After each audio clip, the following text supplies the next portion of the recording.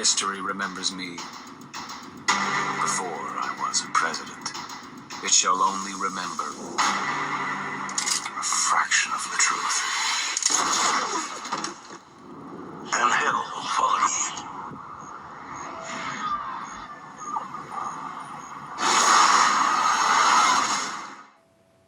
Hello everybody, welcome back to another of my reviews. Today I'm taking a look at the 2012 action horror Abraham Lincoln Vampire Hunter. The film is directed by Timo Bekmambetov and it stars Benjamin Walker as Abraham Lincoln. We have Rufus Sewell, Dominic Cooper, Anthony Mackie, Mary Elizabeth Winstead and Jimmy Simpson. Now, this is one of my first time watch reviews because I'd never seen this film before. It's always a film I'd had on my watch list. I always had an interest in checking this one out because I like vampire films in general. So, what is this film about? Well, it focuses on Abraham Lincoln primarily before he becomes president. We see him as a young boy. He witnesses his mother, if you like, being killed by a vampire, and he wants revenge. So he runs into Dominic Cooper's character, Henry Sturgis, who himself is a vampire, but he is fighting back against vampires, and he trains Abraham Lincoln to fight, track, and kill vampires. He then makes an enemy of Rufus Sewell's character, Adam, who is the original vampire. He's the main one, and they end up essentially going to war, and it all ends up with him in the presidency, and it's kind of how, the war between the North and the South breaks out, with Abraham Lincoln going to war with the vampires. Right. What are my thoughts on Abraham Lincoln Vampire Hunter? Well, I think what kind of, not put me off, but what kind of kept making me kind of push this down the priority list as the years have gone on is the whole, I always struggled to wrap my head around the fact that they've tried to make Abraham Lincoln a vampire hunter. When you see pictures of Abraham Lincoln and stuff, you're just thinking, really? And for the most part, I think they do a decent job here, and they succeed in making him, a bit of a badass, certainly in the early parts of the film.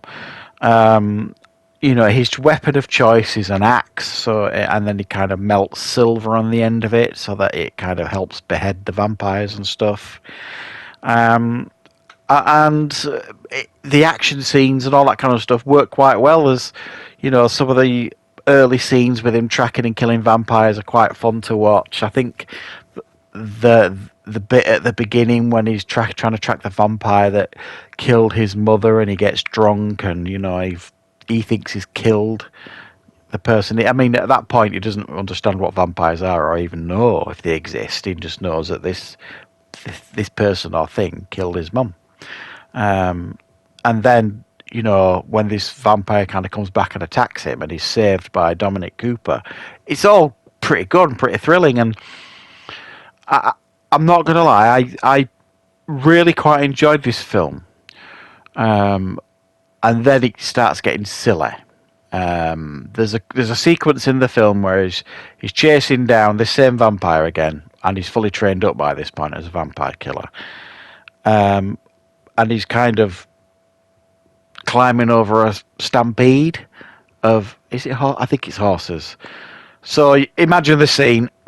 You've got this vampire, which you could maybe understand it being able to do this, jump from horseback to horseback in a stampede, because it's got the abilities to do it. But then you've got Abraham Lincoln skipping along as well behind him, and that was too much for me to kind of. It was ridiculous. So there's a couple of moments in the film where you're kind of like, oh, come on, that was too much. He isn't Superman. He's just a normal man that's been trained to kill vampires. So it did get a little bit silly at times, but I was prepared to kind of, suspend my disbelief for the most part, because at the end of the day, it's supposed to be entertainment, isn't it? And then there's like this big time jump You know, it seems like he's right in the thrust of hunting these vampires, and you know he's doing pretty well. He's got some allies now. He's got Anthony Mackie and Dominic Cooper and Jimmy Simpson's character. They're all kind of on board helping him. And then there's this big time jump. And throughout the film, it does show his interest in politics. He's doing a lot of speeches and stuff, and you know he's starting to get a gathering and a following. And we obviously know where he ends up in the White House. But as I've said, there's this big time jump where he is now a 50-year-old man, and they've made the actor Benjamin Walker up to look like an age, you know, much more like Abraham Lincoln at this stage. You know, he's got the beard and all that kind of stuff, and they've altered him a bit with makeup and stuff. And then that's when the war begins with the North and the South, and it all becomes like a fight for the survival. Like, we've got to get these silver weapons to our armies, or we've done. The vampires are going to win, and everybody's, you know, going to be in trouble.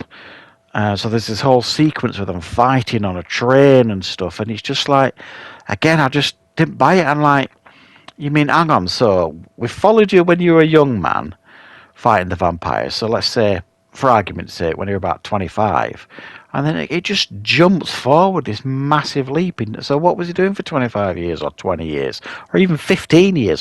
What was he doing? Yeah, it's a very entertaining film at times. I thought the effects were fun and really done quite well, I'm not going to lie. I thought the performances were fun, and I was able to suspend my disbelief for certain parts of the film. And I thought the vampire effects were pretty good, even though they didn't spend nearly enough time on like the lore of these vampires or explaining how they can do certain things like walk around in daylight. And Rufus Sewell, who normally plays a pretty good villain, is very forgettable as this Adam. You know, he's like the vampire. He's the one that started it all, hence the name Adam. And he's just very, very forgettable. So I think if they'd have made a few different decisions here in this film, I think it would have worked far better. You know, the fun and excitement and the good action scenes that we got earlier in the film. I really struggled to suspend my disbelief at the latter end of the film, where you've got this 50-year-old man, you know, swinging his axe about, and who looks like Abraham Lincoln. It's just very, very odd at times, and tonally a little bit odd. But there's no denying there is, underneath all these criticisms, there is an entertaining film here, and I suspect if you haven't seen this one, give it a watch. I think you'll find some things in here to enjoy. I certainly did. It's a film I would probably check out again at some point. It's a film I might even add to my Blu-ray collection, because I think there are things in here that are, you know, of merit, and I enjoyed my time for the most part watching it. So yeah, thanks for checking out this review, guys. I hope you enjoyed it. I will of course be back with plenty more reviews and content on the channel very, very soon.